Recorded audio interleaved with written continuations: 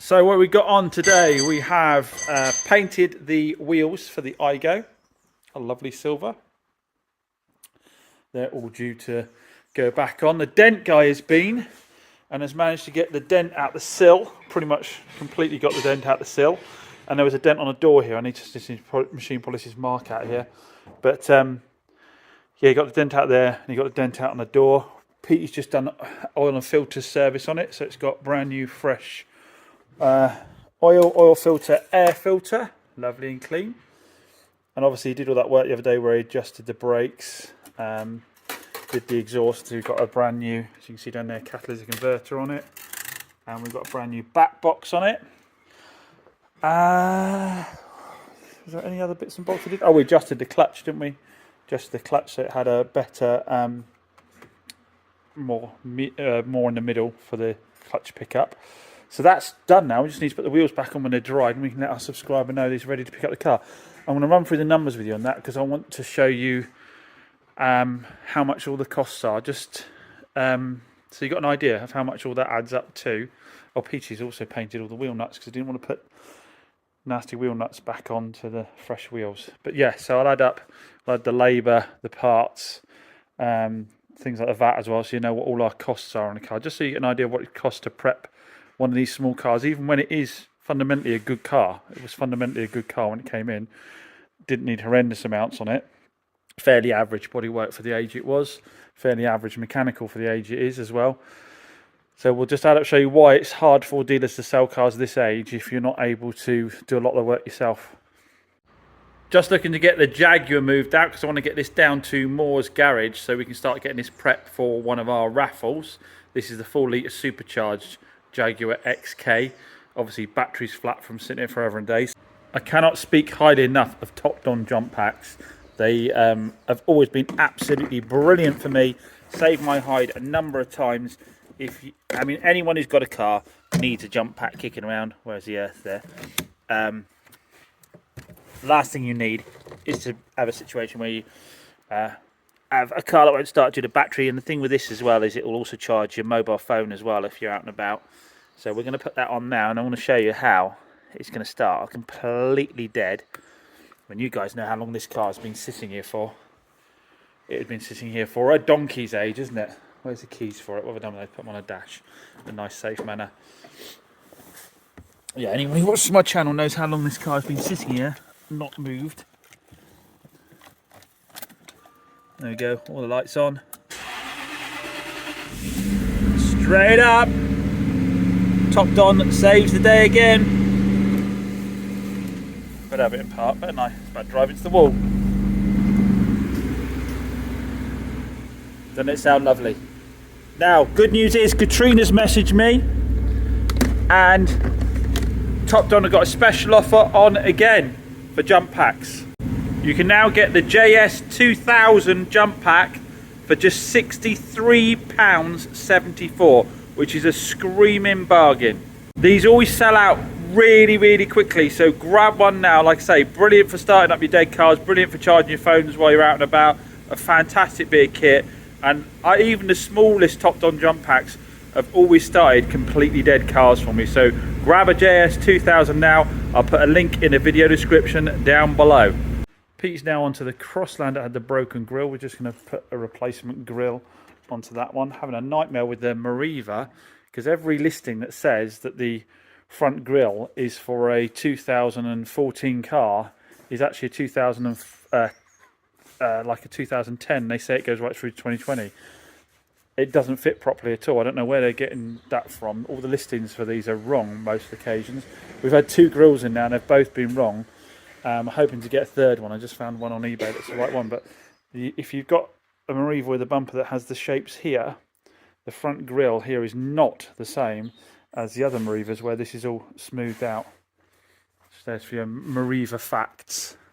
Now the other thing I've been meaning to do with you guys is go through the haul of cars from BCA. So you remember I bid on a load of small cars. I'm sure a lot of you are keen to see how bad they are, the ones that have come in. Number 1 is a Suzuki Alto with the misfire.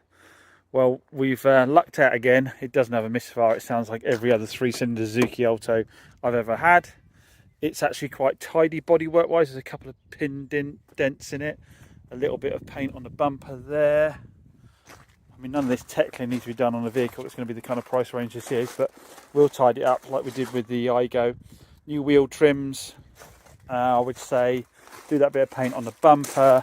If the dent man gets here in time to do the dings, we'll do the dings. Otherwise, they'll be left as they are.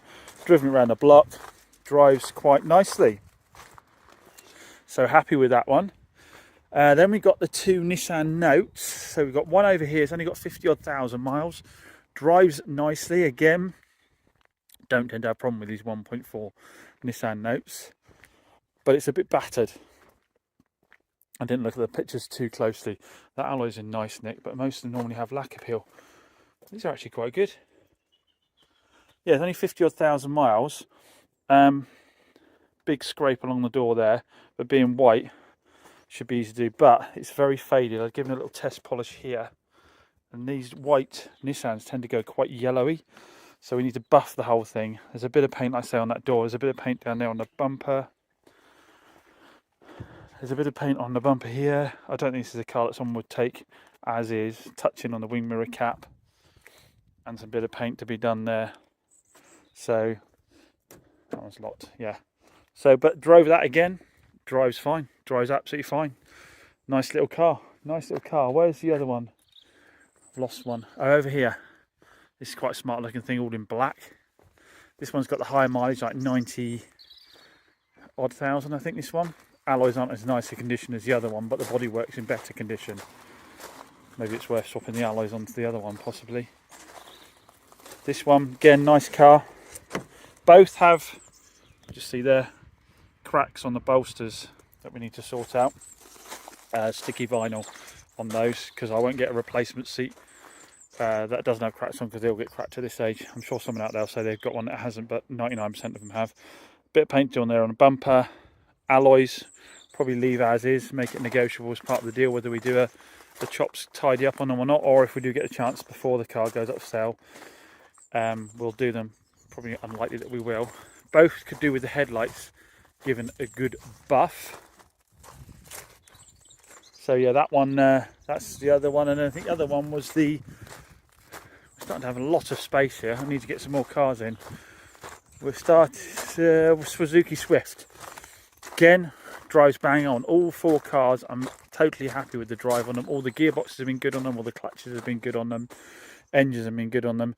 Just a lot of bodyworky stuff. This one, the whole rear bumper needs a good paint, to be honest. Someone's painted it previously. It's got a bit of a crack down there. They've not done a great job on it. And the bonnet's got a big bit of peel on it there as well. So that needs looking at. Silver I'd probably leave to Davey or to Malk, because silver's a pain in the bum, and the alloys are a bit scabby as well. Probably would want to paint them on these because these are worth a bit more money. But drives fine. So again, all cars that really could be driven as is. I forget what the MOT lengths are on them, but you know, I guess if you bought any of these with sort of 10 months MOT on it, 8 months MOT on it, you could just give them a clean and put them up for sale as is if you wanted. That's one way of trading cars like this. Keep the price nice and low. We will probably go through and do pretty much all the stuff I've mentioned on them, and then ask the higher price point for them. Nice thing about all of them, let me show you this. It's the history on all of them. So the Alto has some, that's Skoda history. So white Nissan Note has tons and tons of history. We've got service 16 December 2024, 23, 22, 21, 20. Nissan Notes as a general do tend to be well looked after, at least early on in life. 19, I think we've got almost full history on that one. And the same thing with the black Nissan Note. We've got a stamped book, we've got loads of, so I think this might be nearly full, getting on to full service history. So really good service histories on both of the Nissans, only partial on the Suzukis. But again, I'll shout from the rooftop, Nissan Notes are a brilliant choice of car. If you need something a bit bigger than the normal hatches, it'll do your tip run for you, it'll take your dog everywhere with you, get your whole family in it. it will be pretty much bulletproof with that 1.4 chain driven engine. Only thing they all tend to do as they get older, it's very small overrun on a starter motor. Anyone who sells them will know exactly what I'm talking about on that, but they all tend to have a bit of that as well. But no, they're pretty damn bulletproof. I never see them back for warranty claims. Brilliant cars, brilliant cars. So I need to take some stock pictures of them and put them up on the website so people know they're there with the prices. That's one of my next jobs to do, update on all the stuff that's sold as well. But as you can see, we have an awful lot of space here, so if you are thinking of selling your car, don't forget you can bung me an email via the website. You can use chopidin.com, the website for putting the cars on as well. Give me a ring doesn't really tend to work because I'm really rushing around and I haven't got a pen and paper to write it down. You can message me on Instagram, and yeah, potentially we will be able to fill some of these spaces and maybe some of your nice lovely cars. Don't forget, this one is still up for grabs on the latest raffle. You can have £4,000 cash, or you can have the car, which is a 2015 a Ford Fiesta ST. I think it's got less than 60,000 miles on it. Absolute little beast of a car. Absolute flyers. Renowned for being brilliant track day cars if you want to do track days, but they'll get you to work and back as well with a lot of fun. And when you enter, you're helping support the local charity Ability FC, who's going to benefit from this raffle.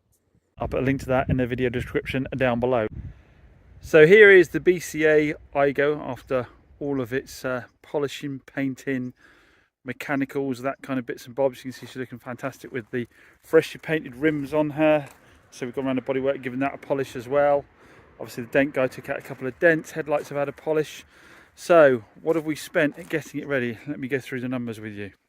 So rundown on the cost, we've got about £50 oil and filter. I haven't got the exact numbers in front of me, but about £50 oil filter, air filter and oil. We've got £159 for the catalytic converter and £11.99 for the kit. Those are excluding VAT numbers, so I won't be able to claim VAT back on those. We've got about 4 rattle cans in spraying the wheels. We've got primer, colour and lacquer. Probably about £10 worth of consumables. We've got about £10 worth in cleaning products. We have exactly £100 for the dent man to do the dents in it. We've got labour in it, PT's labour, probably about 2.5 days in full between me and Pete in the car. Also about £312.50 for the labour. And then we've got to pay the VAT man £373 VAT. People misunderstand VAT. They think when we talk about VAT, we get to claim it back. No, we're paying the VAT man for the sale of the car on the gross profit. So that is the profit between what we buy the car and what we sell it for, regardless of how much we spend on it. We don't get to claim that VAT back of the VAT man. All we get to do is claim the VAT back of any parts we put into the car that had VAT on them. I've given you the ex-VAT numbers on screen for the repairs, so there is no VAT to claim back. These are the total costs. So total costs are £1,161.49. And that, people, is why dealers can't sell cheap low-end cars. They certainly can't sell them to you for £2,000 or whatever figure somebody likes to put on the screen as to how much they might be able to buy a car privately for. So very modest profit from the car, quite a lot of work in it. It will sell super fast like this one did, and to be honest, you don't have to go as far as we did. You could have sold this car with the alloy wheels as they were. The exhaust system, we replaced the back box with the bandage on it, which was working absolutely fine. It wasn't noisy. Could have left the bandage on that. The catalytic converter did need replacing because it was blowing, so that was optional.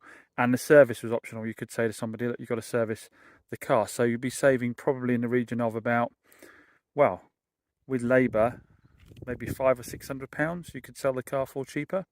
Would it sell as quick? Would people be as happy with it? I don't know. I guess there's 2 courses to go with these cars, isn't it? Sell them as is, or bring them up to this condition and ask a bit more money for them. Obviously this car now, you know, you wouldn't expect to have fully refurbished wheels on a car this age, 2013, at this price point. You could carry on spending and spending and spending on this, and there's some people that seem to expect us to as well, and then still want the cars to be at reasonable price. The cake can only be split so many ways, so you have to decide when you're out shopping for your cars, what's the most important things to you. Do you want it looking like this, or are you happy with some scuffs, some dings, some dents, in which case, a lot of the time, you know, we leave that for negotiation on some of our cars as well. If this gentleman had asked for a discount and asked for the wheels to be done and asked for the gear knob to be done and all the other bits and bobs, I'd have had to have said no. But if he asked for a discount and said, I'm happy with the wheels as they are, I'm happy with, you know, whatever else I'm happy with as is, then that's another way to skin the cat. You can do it that way as well. But that by no means is an unusual number, and that's not for a bad car. This is a really good car, as we saw on the ramp. It's clean underneath, it's clean and tidy. Oh, there was a bit of time us treating the underside as well, which I haven't factored in. It's a really clean and tidy car. It's a good example. Now we've taken the dent out of the sill and out the door. Bodywork is bang on with it. So, you know, this is a good car, but that's the average kind of spend. So when people ring up and say, if you've got a car for £2,000, £2,500, you can see why it's nigh impossible for us to do it. The only way it would be feasible for us to do it is if people were giving us the cars really, really cheaply. But as you can see from my auction videos, when we buy these cars in, we're not even getting them that cheaply either. So I'm not saying dealers don't make money out of cars. I'm not bleating that dealers don't make money out of cars. What I'm saying is don't go in expecting discounts and to get the car in this kind of condition. If you want this kind of condition, this kind of prep, you've got to pay the top money for it. And yes, it will be more than a private car because of the level of prep it goes into, but also because this car still has technically another 6 months under the Consumer Rights Act that it could come back for any number of fixes. So we're not out of the woods yet. But I also wanted to highlight as well, because I just wanted people to understand as well, it's not dealers being greedy when they're moving up to the more expensive cars, the newer cars at the higher price point, and they've stopped doing these little cars. It's not because they're greedy, it's because it just financially, it doesn't stack up. And if any of you ask yourself who've been the people around my local area that have stopped selling cars recently, that have packed up, I guarantee you it'll be the kind of dealers that are doing these small little runaround cars cheaply, under £5,000, under £3,000. We could do with some sensible laws coming in. That would make it a bit more feasible as well. If you could sell a car sort of over 10 years old and say it was 30 days for someone to run around and find if it had any faults, and that'd be the end of it. That would bring that market back into play again, possibly, and it would still be a hell of a lot more cover than you get from buying a car off a driveway, which obviously you can drive around the corner and the gearbox can fall out and you've got no comeback whatsoever. So it would still give people a lot more cover on the cars, but make it more feasible for dealers to sell the lower, cheaper cars and give people some level of protection. And I would remind people as well that of that work we're talking about, we've done it in-house, so our labour rates are a lot lower than it would be. If I'd outsourced all the work to be done on this car, I simply wouldn't have been able to sell it. It's a real shame as well the way it's getting, because I really do love selling these type of cars, like this Suzuki Swifter. Is it worth me doing it or not? It's needs a whole bumper repaint on the bumper. It needs a paint on the quarter of the panel, rear quarter panel there. It's got a blister of paint on the bonnet. Mechanically, sound as a pound. Wheels could probably do with the refurb as well. Sound as a pound, but I'm seriously considering trading this car out or selling it off in some other way, because by the amount of time we've put all that work into it, it's not going to stack up. But like I say, it's a real shame, because I do love selling these little cars. They sell so quickly. It's very rare you get one like this i10 that's in such good condition with such low mileage, but again, that wouldn't fall into the price point we're talking about either. If I'm honest, it's really only you guys watching that allows me to actually do cars of this age and mileage, because a little bit of it can be subsidized by the revenue coming in from YouTube, from you guys watching the channel, and some of the sponsors as well that we have on the channel. Because as I said before, it's a really hard business model to make work if you haven't got that kind of additional revenue coming in. A bit like this again, like this little iGo here. We'll be getting into that and seeing what's going on with the next. So yes, you can thank yourselves for the fact I am still able to sell little cars like that. And this one, the iGo in this example, is going to a subscriber. So it's a lovely circle, isn't it, really? The fact that the support I get off the YouTube channel allows me to do cars like this, and it's the subscribers that benefit by getting nice motors. Anyway, it's getting late. I need to pack up and go. Still doing a few little bit of paint jobs. Again, keeps the cost of the car down, the fact that I can do a little bit of paint. And I've got to do an invoice for the Enyaq. The Enyaq has sold. I have traded it. I wasn't brave enough to sit on that for retail, because that buys an awful lot of i10s, doesn't it? Anyway, as always, thanks for watching. I'll see you on the next one. If you enjoyed the video, don't forget to hit that subscribe button down below. It costs you absolutely nothing to subscribe to a channel on YouTube. It just notifies you when new videos come out. I'm trying to chase down 100,000 subscribers, so you'll be doing me a massive favour if you hit that subscribe button down below. Cheers.